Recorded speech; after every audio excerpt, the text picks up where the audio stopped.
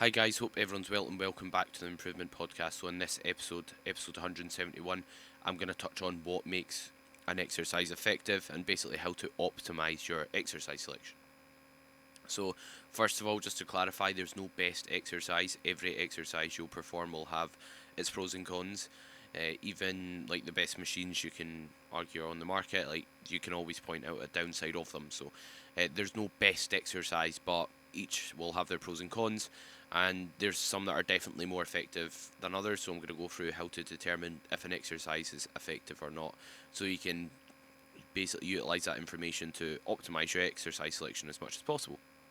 So first of all, the first thing I'm going to touch on in terms of what makes like an effective exercise is the target muscle being the limiting factor. What I mean by this is if you are, let's say, doing any movement really. Let's say you're doing a squat. Your goal is to grow your quads, and when you are squatting, your limiting factor throughout your squat is maybe your glutes or your lower back. Then for the individual who wants to bring up their quads, that's not going to be maybe an optimal or favourable exercise for them. So you want to make sure whatever muscle you're trying to develop, train or bias throughout that movement is what's actually limiting you throughout the movement. Because if you are not, let's say you're doing a squat, stick with that example, it's quite a good one.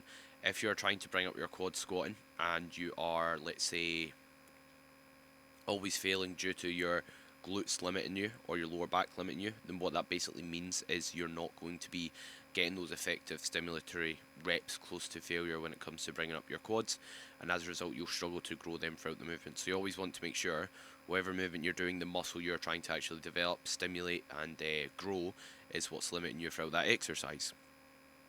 And another example could be like if you're using some sort of, let's say, we'll take a chest press, but you feel like your triceps are limiting you just because the machine's built very poorly or for whatever reason. Maybe not the best example, but then again, that would make that exercise maybe unfavourable for developing your chest, for example. So yeah, make sure whatever exercise you choose, the target muscle is the limit factor and not maybe any other muscle group. And then next up is going to be stability. So stability is basically a prerequisite to strength, meaning in order to express our strength, in order to perform well, you first of all need to be stable. Like if you are in an unstable environment, your ability to produce force, in other words, lift loads, is going to be much poorer. A good example I give to people is if you try and do a squat on the floor versus if I got you to do a squat on like one of the Bosu balls or like a half yoga ball. What do you think you're going to be much stronger doing? It's going to be the squat on the floor. Why? Because you're in a much more stable environment. So the more stable we are, the more force we can produce. And what this basically means is when it comes to your exercise selection, it can mean things like a hack squat instead of a free weight squat. Dumbbell press might not be as favourable in comparison to, let's say, a chest press, just due to that reason, due to stability being lower. And again, that doesn't mean the dumbbell press is bad, the barbell back squat's bad. It's just a potential con of that exercise because, like I said, they all have their pros and cons. So you want to make sure you don't need to be extremely stable. Like all your exercise selection doesn't need to take place on a machine, but at the same time, if you are, let's say, performing all your movements in an unstable environment, then you're probably leaving gains on the table. And doing movements that are unstable can actually be favourable because, see, if you train movements that are unstable, you will improve your stability, which means you'll get more output or you'll get more out of your movements in a stable environment. Like if you can, let's say, do a walking lunge to failure with a lot of weight, then when you get on a leg press or when you do a barbell back squat or when you do, let's say, a hack squat machine, you're going to be extremely stable. And as a result, your ability to therefore perform well, produce force, and take the target muscle to failure is going to be far greater. And this is like a good example of how you shouldn't just think one dimensional when it comes to your exercise selection. What I mean by that is, yes, we're trying to train muscle groups, we're trying to stimulate muscle growth, but that's not the only purpose of doing a certain exercise. Like I touched on there, if we can perform an exercise that improves our stability, that will give us more out of the other movements. Same with, let's say, if a exercise allows you to maybe, like you're trying to improve your overhead mobility, training your tricep in an overhead position can be therefore favourable to improve that overhead mobility.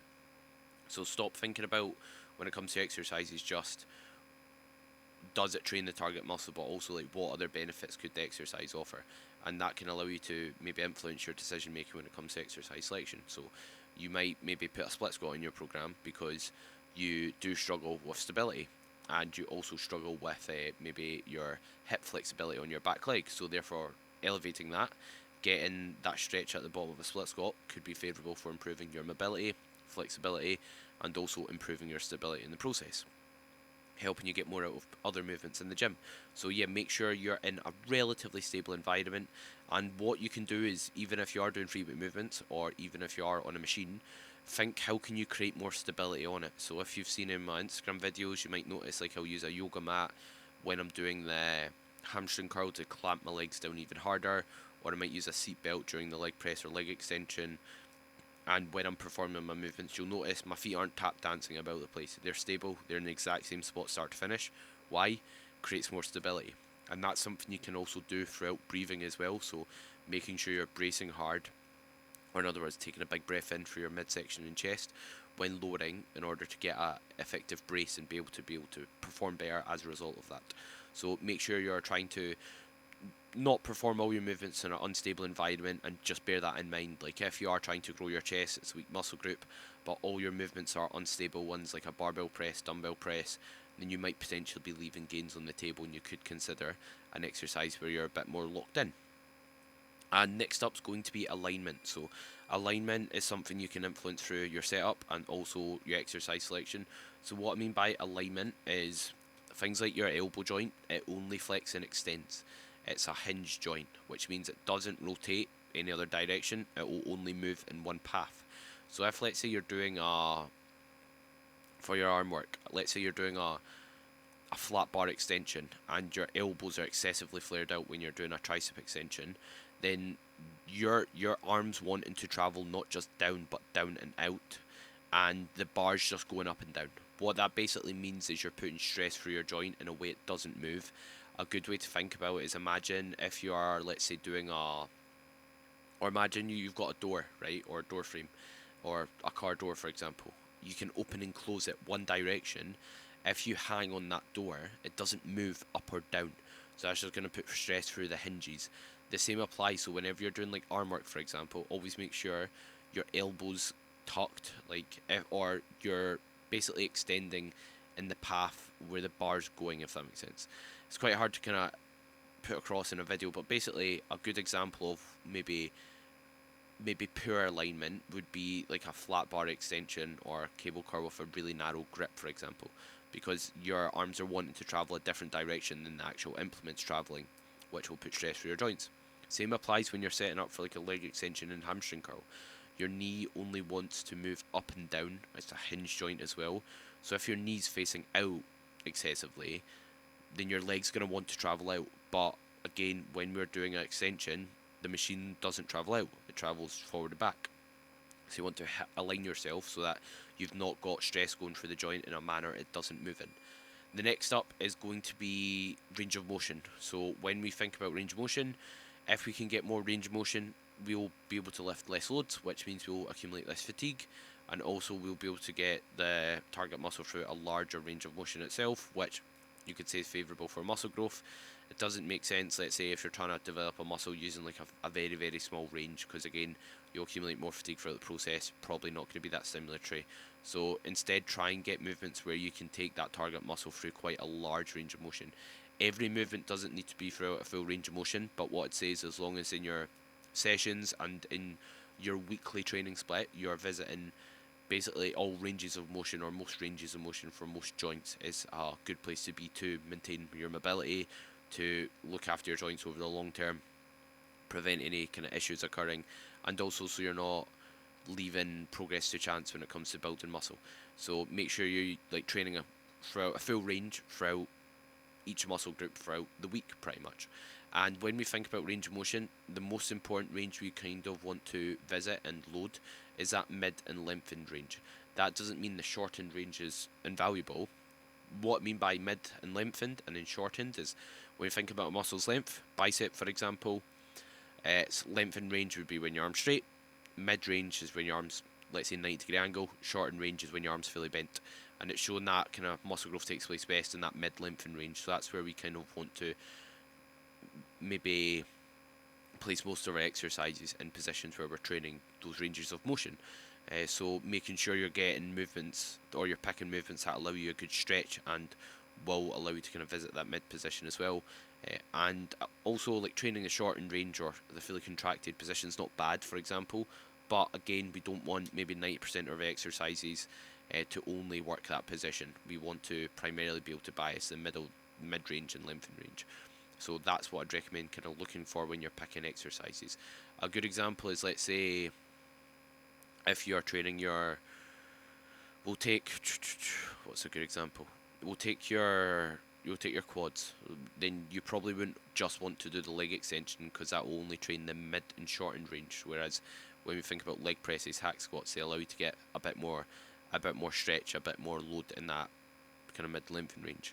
You could say like a dumbbell lateral raise, that will, well, that goes on to my next point actually, so we'll save it for there. But yeah, basically, with the range of motion you're training, make sure you're getting like a good stretch. So a bad example of what would be maybe a poor movement is, let's say, doing a barbell back squat but not even going to parallel, or doing a bench press and stopping miles off your chest, because there you're not really exposing yourself to much load in that middle and stretch position of the muscle's length.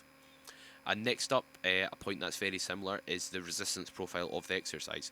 So what I mean by the resistance profile is basically when you're performing an exercise, you want the resistance to be biased in that middle and lengthened position of the rep. Meaning, if you're performing a move, or you don't want, like a dumbbell lateral raise is a good example of what we don't want. And again, that doesn't mean a dumbbell lateral raise won't grow your shoulders, but it just means I probably wouldn't solely rely on like a dumbbell lateral raise, or maybe the equivalent, a similar equivalent to another muscle group to grow that certain muscle group.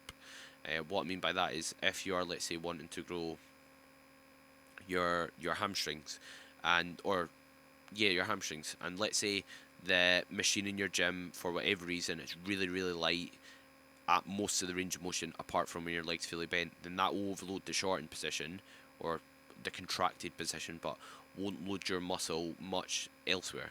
That would be a example of maybe not the best resistance profile for a movement. So we ideally want to pick movements where we load the middle and lengthen range. So thinking a dumbbell press, thinking a leg press, a squat variation.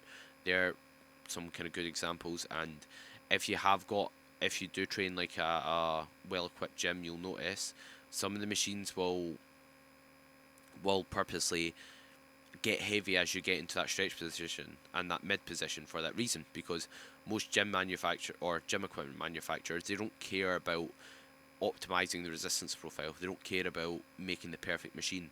They're just trying to get money in their pocket at the end of the day. So most gym manufacturers will just slap a machine together and not really consider these variables. But yeah, you want one that will load that middle and lengthen position. If you've ever, let's say, seen any of my training footage, and you'll see I use some of the machines where you can load the weights on different pegs, and I'll load it on the top and middle one. That's because it allows me to put more load in that middle and lengthen position. And when we get through a session, our ability to shorten or fully contract a muscle will diminish. So that means it will be even harder to lock out certain lifts. And in that circumstance, it's even more important to pick movements where you are overloading that middle and lengthen position, because if not, you'll be just drastically limited by your ability to lock out, and then you won't be able to take yourself to failure in that middle and lengthen position unless you perform partials. But again, partials might not be that easy to do on that movement. And machines where you can really load that stretch and middle position, where they kind of come in very handy, is training your back. Because when we think about basically most back movements, they are really heavy when our muscle's shortened or when we've got good contraction, but they're really light in the stretch. So that can basically mean having access to good kit can be favourable for back training, and also finishing movements with partials in your back training when you don't have access to them can be a good idea, so you're failing for a full range and so you're overloading that middle and lengthened position. And yes, what you'll notice as well is, see, if you look at certain machines, like if you go in a leg extension, the cable wraps around that like maybe semicircular a cam, it's called. I can't think of like a easier way to describe it, but basically it's called a cam. Basically what the cable will wrap around and feed into, you'll notice it's like usually like an oval shape, or it's not completely circular. The reason being is that basically changes the resistance. That basically changes where it's hard and where it's light. When it's closer to the we axis it rotates around, it'll be lighter. When it's furthest away, it'll be heavier, and that's why like they're not super circular, because it will basically influence where an exercise is hard is easy. So when you've got, let's say, access to good kit, you'll notice that, like I said, it gets lighter where we're weaker and it gets heavier when we're stronger. Because what will arguably make an exercise really effective is if it's really hard for the full range. So like your last rep throughout a movement, if it's extremely difficult throughout the whole range of motion, you're going to get more out of that than, let's say, the last rep on a dumbbell lateral raise, or last rep on a, let's say, a leg extension where it's really hard at the top and you fail because you can't get to the top, but you still got a lot of oomph or a lot of energy and a lot of strength in that other part of the lift. That's going to be less favourable for muscle growth, in my opinion. Because when we've got like a slow rep speed, that's when we're recruiting most muscle fibers. So if we can have like a last rep which is extremely slow start to finish, that's going to be more favourable for muscle growth, and it's going to allow you to get more stimulation from that set. And we've only got a finite amount of sets we can do. We've only got a finite amount of time and ability to recover, so it makes sense if you're already training hard consistently, trying to maybe pick appropriate resistance profiles. I appreciate that's quite a hard concept to get your head around. And next up, quite an obvious one, but you want to make sure your exercise selection is pain-free. So whatever movements you're doing, you get on with, because at the end of the day, you can't train when you're injured. And a lot of people will think about, oh, is the hack squat optimal, or the squats optimal, or is the pendulum the best? Like, it's quite a relevant question in terms of what exercise is best, because if, let's say, the hack squat was best for yourself to grow your quads, but ruined your knees, then it's no longer best. What's best is what you can do consistently, what you enjoy, and what you can get stronger at over time. So if, let's say, your hack squat on paper is the most optimal exercise for your quads but batters your knees, then that's not optimal for you. So it's good to think for the actual individual in that circumstance. Or if someone hates hack squatting, they're going to put less effort into it, so they're going to get less from it. But yeah, basically you want to be able to stay pain-free over a long period of time. The people that make most progress are people that will not be injured. So that kind of remains a priority in our training, just staying injury-free. So make sure with your movements, you're picking ones you get on with that don't cause you any joint or connective tissue pain. And also, like, if you are, then obviously consider your form. So it might not be the exercise itself, but it might just be the way you're executing it. And that goes back down to the point I made regarding alignment. So that's why alignment's important, because over time you can have wear and tear on your joints if you are picking movements with poor alignment, or if you're performing movements in a way that you're not aligned effectively, if that makes sense. Because again, the people that make the most progress are people that are the most consistent, get stronger over time, and part of kind of achieving those things is staying injury free. So that should remain quite important. And I don't want to say the priority in your training, because if it's a priority, then you can just lift like absolutely no load and not push yourself ever. But that's not gonna build muscle. There's some element of risk when you're pushing yourself to the extremes and trying to kind of push how much muscle you can build to the extremes, really. And next up is enjoyment, which I partly touched on, and again, it depends on the individual. If someone's wanting, like for myself, enjoyment matters pretty little when it comes to exercise selection, because I'll do what I need to do to progress my physique. But if I've got a personal training client and they want to deadlift, but I don't think deadlifts are best for muscle growth for whatever reason, then I might still put in the deadlift. So that's what I'll ask when I start with clients, like, what exercises do you enjoy? Because what is most important with your training is, again, good adherence and doing something you can consistently do. So if I can manipulate the training to make it more enjoyable and to improve adherence, then that's going to be favourable for their progress in the long term. So making sure you're picking movements, you're picking a split you enjoy, but also it is good doing difficult things. Difficult things, funnily enough, will provide a return for your investment. So as much as you want to enjoy your training, if you want to maximise your progress, all your decisions shouldn't be influenced by enjoyment. And you should, if you really love the gym and you want to progress that much, then what I find enjoyable is results. So if you're wanting results, then don't just think what do you enjoy, but also what's going to be effective for yourself in the long term.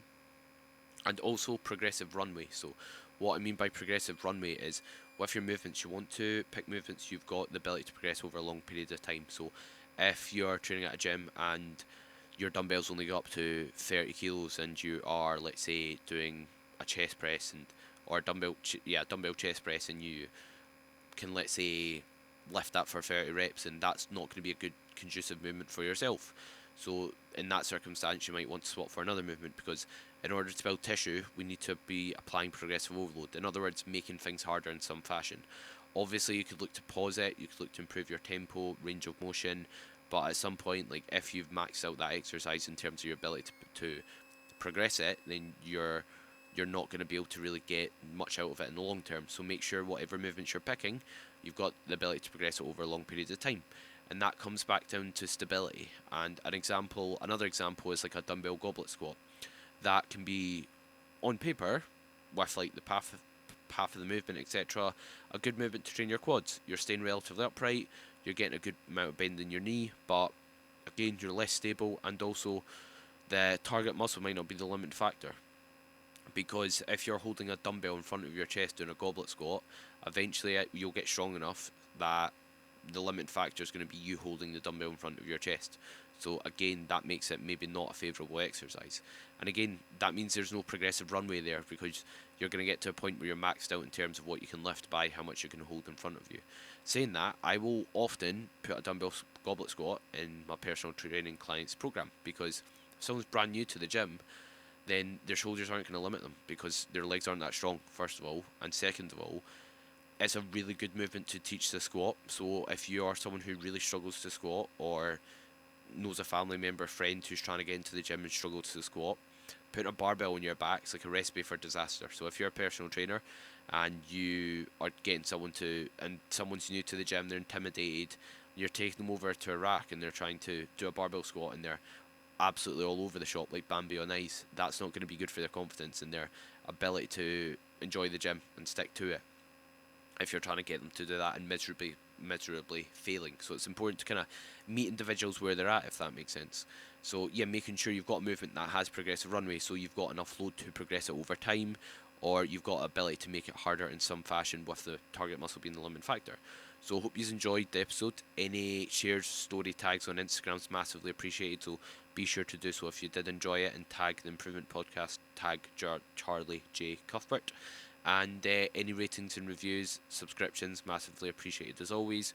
If there's any specific topics you'd like to see covered, drop me a message and let me know. And also just reach out if you do enjoy the podcast, because it's great to hear feedback on when do people to take value from it and enjoy listening to it. And hope everyone has a great rest of their day.